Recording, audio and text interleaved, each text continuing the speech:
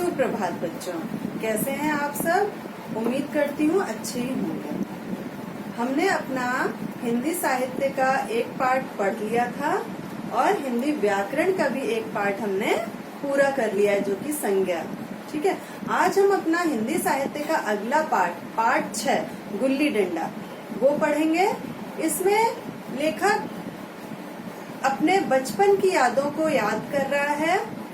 जैसे आप लोगों के जब आप छोटे थे तो आपका कोई प्रिय खेल रहा होगा जो आपको बहुत अच्छा लगता था। सभी बच्चों का होता है कोई ना कोई खेल। तो ऐसे ही लेखक भी अपने बीते दिनों को याद कर रहा है, जब वो अपने घर मतलब तबादला हो गया था उनके पिताजी का जब वो छोटे थे, तो 20 साल बाद वो उसी जगह पे वापस आया है अपने मित्र के पास, और उस मित्र के साथ मिलकर वो अपना प्रिय खेल खेल रहा है। और उसका प्रिय खेल क्या है? गुल्ली डंडा। और वो उन्हीं की यादें ताजा कर रहे हैं और इसी के बारे में इस पाठ में बताया गया है। तो चलिए अब हम इसी पाठ के बारे में पढ़ते हैं। पाठ 6 गुल्ली डंडा। पाठ परिचय। प्रस्तुत पाठ में लेखक 20 साल बाद अपने मित्र से मिला और उसके साथ गुल्ली डंडा खेलता है। उस खेल को लेकर कैसे उसकी बचपन की स्मृतियां लौट आई। स्मृतियां मतलब यादें लौट आई। आइए पढ़ें। हमारे अंग्रेजीदा दोस्त माने या ना माने। अंग्रेजीदा मतलब जो अंग्रेज ज्यादा इंग्लिश बोलने वाले। माने या ना माने, मैं तो यही कहूँगा कि गुल्ली डंडा सब खेलों का राजा है। ना लॉन की जरूरत है ना कोर्ट की। कोर्ट मतलब जैसे टेनिस के लिए जो होता है ग्राउंड जैसा, उसको कोर्ट कहते हैं। ना नेट की जो बीच में बांध के खेला जाता है। ना थापी की। थापी किसे कहा जाता है? एक होता है चौड़े चौकोर बड़ा सा आकार का लकड़ी का औजार जैसा। ठीक है। मजे से किसी पेड़ से एक टहनी काट ली, मतलब एक डाल तोड़ ली, गुल्ली बना ली और 2 आदमी भी आ गए तो खेल शुरू हो गया। मतलब एक डंडा होता है और छोटी एक इतने आकार की एक गुल्ली बना ली जाती है। ठीक है, गुल्ली से आंख फूट जाने का भय रहता है, मतलब डर होता है कहीं आंख में लग गई अगर फेंकने में। तो क्या क्रिकेट से सिर फट जाने, तिल्ली फट जाने। देखिए, मतलब क्रिकेट से सिर फट जाने का मतलब कभी सिर पर बॉल लग जाए तो भी प्रॉब्लम होती है। क्रिकेट खेलने में भी तिल्ली फट जाने मतलब पेट के अंदर एक प्रकार का वो होता अवयव होता है एक प्रकार का पेट में, उसको कहते हैं तिल्ली। टांग टूट जाने का भय नहीं रहता, मतलब अगर हम दौड़ रहे हैं तेजी से तो अगर किसी का दौड़ने में बैट ही लग गया किसी का गलती से तो टांग टूट जाने का भय। मतलब क्रिकेट में भी ये सब सिर फट जाने, तिल्ली फट जाने, टांग टूट जाने का, ये मतलब पैर टूट जाने का भय नहीं रहता है क्या? बिल्कुल रहता है। खैर, यह अपनी अपनी रुचि है, मतलब अपने अपने पसंदीदा खेल होते हैं सबके। मुझे गुल्ली ही सब खेलों से अच्छी लगती है और बचपन की मीठी स्मृतियों मतलब यादें, स्मृतियों में गुल्ली ही सबसे मीठी है। मतलब सबसे अच्छी यादों में मुझे क्या याद आता है? अपना प्रिय खेल गुल्ली डंडा। वह प्रातः काल घर से निकल जाना, मतलब सुबह होते ही घर से निकल जाते थे लेखक। वह पेड़ पर चढ़कर टहनियां काटना और गुल्ली डंडे बनाना। वह उत्साह, मतलब खूब जोश के साथ खेलते थे सब। वह लगन, वह खिलाड़ियों के जमघट, मतलब इकट्ठा होना जो। वह लड़ाई झगड़े, मतलब अगर खेल होता है तो आपस में लड़ाई झगड़े भी होते हैं। वह सरल स्वभाव जिसमें छूत अछूत, मतलब सरल स्वभाव मतलब आपस में ऐसा कोई जात पात या छुआछूत का भेदभाव नहीं होता था, जिसमें छूत अछूत अमीर गरीब का बिल्कुल भेद ना रहता था, मतलब ये बिल्कुल भी नहीं होता था। घर वाले बिगड़ रहे हैं। पिताजी चौके पर बैठे वेग से, मतलब तेजी से रोटियों पर अपना क्रोध उतार रहे हैं। अम्मा की दौड़ केवल द्वार तक है। द्वार मतलब दरवाजा। ठीक है, लेकिन उनकी विचारधारा में मेरा अंधकारमय भविष्य टूटी हुई नौका की तरह डगमगा रहा है। मतलब जैसे कोई नाव, नौका मतलब नाव टूट जाती है तो वो पानी में डगमगाती है कि थोड़ी देर बाद वो डूब ही जाना है उसे। तो उसी प्रकार लेखक का भविष्य भी उन्हें अंधकार में लग रहा था, अंधेरे से युक्त लग रहा था, क्योंकि सुबह होते ही वो खेलने ही निकल जाते थे। और मैं हूँ कि ना नहाने की सुध है ना खाने की, मतलब ना मुझे नहाने का ध्यान है और ना ही खाने पीने का ध्यान है, बस खेलता रहता हूँ मैं। मेरे हमजोलियों में, हमजोलियों मतलब साथियों में, एक लड़का गया नाम का था। मतलब उसके साथियों में एक लड़का था जिसका नाम गया था। मुझसे 2-3 साल बड़ा, मतलब वो गया नाम का जो लड़का था उससे 2-3 साल बड़ा होगा। वही हमारे गुल्ली क्लब का चैंपियन था। मतलब जो गुल्ली क्लब बना था उनका, मतलब जो गुल्ली डंडा खेलने वालों का ग्रुप बना था बच्चों का, उनमें सबसे अच्छा गया था, तो इसलिए उसको उस क्लब का चैंपियन कहा गया था। जिसकी तरफ वह आ जाए उसकी जीत निश्चित थी। अगर वो जैसे टीम बनती थी तो जिसकी तरफ वो आ जाता था तो वो टीम अपने आप को पहले से ही विजयी मानती थी।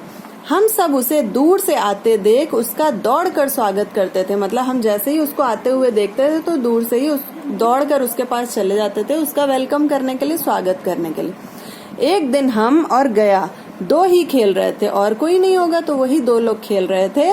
वह पदा रहा था, मैं पद रहा था। मतलब क्या है कि वह मुझे हराता जा रहा था और मैं भी हारता जा रहा था, क्योंकि मेरी बारी ही नहीं आ रही थी। वो जीतता ही जा रहा था और मैं हारता ही जा रहा था। मगर कुछ विचित्र बात है कि पदाने में हम दिन भर मस्त रह सकते हैं।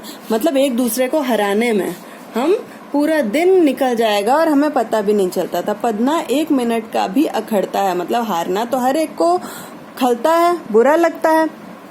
मैं घर की ओर भागा, मतलब मैं हारता जा रहा था इसलिए मैं घर की ओर भागा। गया ने दौड़कर पकड़ लिया, मतलब उसने मुझे पकड़ा और डंडा तान कर बोला, जो गुल्ली डंडा का डंडा था उसको मेरी तरफ तान कर बोला, मेरा दांव दे कर जाओ। मतलब मेरी बारी, जैसे हम कहते हैं ना चांस, वही है दांव मतलब बारी। ठीक है, जैसे अगर हम कहें कि जैसे मान लो लूडो खेल रहे हैं, अगर उसमें हम खेल रहे हैं और एकदम से कोई कह दे कि अब मुझे नहीं खेलना, तो कोई कहेगा ना मेरी बारी तो देकर जाओ। तो वही कह रहा है कि मेरा दांव देकर जाओ।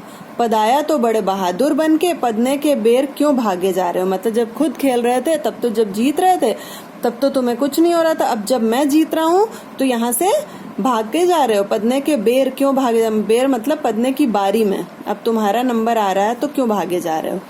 तुम दिन भर पदाओ तो मैं दिन भर पदता रहूं। हाँ, तुम्हें दिन भर पदना पड़ेगा, मतलब हारना पड़ेगा जब तक तुम मुझे आउट ना कर दो। मतलब ना खाने जाऊं ना पीने जाऊं, हाँ मेरा दांव दिए बिना कहीं नहीं जा सकते। घर जाता हूँ, देखूं मेरा क्या कर लेते हो। घर कैसे जाओगे, कोई दिल लगी है, दांव दिया है दांव लेंगे। मतलब तुमको खेलने की बारी दी थी तो अब मुझे भी खेलने की बारी दो। मैंने उसे दांत से काट लिया, उसने मेरी पीठ पर डंडा जमा दिया, मतलब डंडा मार दिया। मैं रोने लगा, गया मेरे इस अस्त्र का मुकाबला ना कर सका। मतलब कौन से अस्त्र की बात कर रहे हैं यहाँ पे लेखक, कि रोने लगा, तो अब जब रो रहा है तो 4 लोग आ जाएंगे, इस डर के मारे उसने जैसे ही वो रोने लगा तो उसको छोड़ दिया और उसका मुकाबला वो मुझसे ना कर सका रोने का। भागा, मैंने तुरंत आंसू पोंछ डाले, मतलब वो वहां से भाग गया, गया ही वहां से चला गया। मैंने तुरंत आंसू पोंछ डाले, डंडे की चोट भूल गया, मतलब वो नाटक कर रहा था इसलिए उसने कहा डंडे की चोट मैं भूल गया, और आंसू पोंछे और हंसता हुआ घर जा पहुंचा और हंसते हुए अपने घर चला गया। मैं थानेदार का लड़का, मतलब उसके पिताजी थानेदार थे, पुलिस में थे, एक साधारण से लड़के के हाथों पिट गया। यह मुझे उस समय भी अपमानजनक मालूम हुआ। मतलब उस समय भी जब मैं बच्चा तब भी मुझे थोड़ा सा अपमान महसूस हुआ अपने लिए, लेकिन घर में किसी से शिकायत ना की। लेकिन गया के बारे में मैंने किसी से भी शिकायत नहीं की। उन्हीं दिनों पिताजी का वहां से तबादला हो गया। तबादला मतलब ट्रांसफर होना, ठीक है। 20 साल गुजर गए, मैंने इंजीनियरिंग पास की और उसी जिले का दौरा करता हुआ उसी कस्बे में पहुंचा। मतलब जब उसको जिले का दौरा करना था तो वो उसी कस्बे में पहुंचा जहां उसने बचपन में ये समय बिताया था, और डाक बंगले में ठहरा। उस स्थान को देखते ही इतनी मधुर बाल स्मृतियां हृदय में जाग उठी। बाल स्मृतियां मतलब बचपन की स्मृतियां, यादें हृदय में जाग उठी कि मैंने छड़ी उठाई और कस्बे की सैर करने निकला। जहाँ खंडहर था वहाँ पक्के मकान खड़े थे, जहाँ बरगद का पुराना पेड़ था वहाँ अब एक सुंदर बगीचा था। स्थान की काया पलट हो गई थी, मतलब बिल्कुल चेंज हो गया था, बदलाव आ गया था उस स्थान में। सहसा एक खुली हुई जगह में मैंने 2-3 लड़कों को गुल्ली डंडा खेलते देखा। सहसा मीन्स अचानक, ठीक है। सहसा मीन्स क्या हुआ, अचानक। एक खुली जगह में मैंने 2-3 बच्चों को गुल्ली डंडा खेलते हुए देखा। जाकर एक लड़के से पूछा, क्यों बेटे, यहाँ गया नाम का आदमी रहता है? मतलब उसने एक बच्चे से पूछा कि यहाँ कोई गया नाम का आदमी रहता है, जरा उसे बुला सकते हो? अगर रहता है तो क्या उसे तुम बुला सकते हो यहाँ? लड़का दौड़ा गया और एक क्षण में एक 5 हाथ के काले देव को साथ लिए आता दिखाई दिया। मैं दूर ही से पहचान गया। बोला, कहो गया, मुझे पहचानते हो? मतलब उसने कहा कि क्या तुम मुझे पहचानते हो? गया ने झुककर सलाम किया, क्योंकि वो अब इंजीनियर बन गया था। मतलब अंग्रेज जैसे पैंट शर्ट पहने ऐसे व्यक्ति था वो। हाँ मालिक, भला पहचानूंगा क्यों नहीं। आप मजे में रहें। बहुत मजे में। तुम अपनी कहो। डिप्टी साहब का साइस हूँ। अब साइस किसे कहते हैं? घोड़ों की देखभाल करने वाले को साइस बोला जाता है, ठीक है। अब आज हम यहीं तक पढ़ेंगे। इसके बाद हम अपने अगले ट्यूटोरियल में इसके आगे पढ़ेंगे। जितना मैंने अभी पढ़ाया है उससे कुछ प्रश्न पूछती हूँ, आप लोग बताएंगे कि लेखक का प्रिय खेल कौन सा था। हाँ, गुल्ली डंडा, बिल्कुल ठीक है। अच्छा, तो उसने ये बताइए कि उसने खेलों का राजा किसे कहा था अपने हिसाब से? उसकी नजरों में खेलों का राजा कौन सा खेल था? हाँ, गुल्ली डंडा।